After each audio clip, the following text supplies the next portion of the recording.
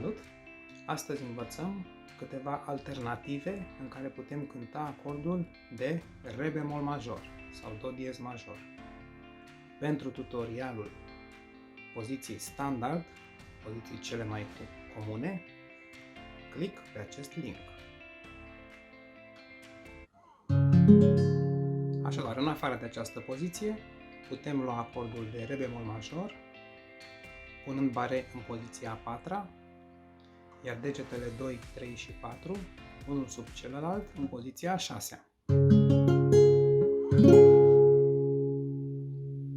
De asemenea, putem lua același acord de Re bemol major, punând bare în poziția a noua, degetele 3 și 4 pe coarda a 5-a și a 4-a, în poziția 11-a, iar degetul 2, coarda a 3-a, poziția 10-a.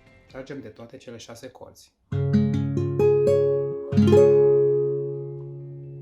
Așadar am descoperit împreună încă două variante de a cânta acordul de Re bemol major sau Do diez major.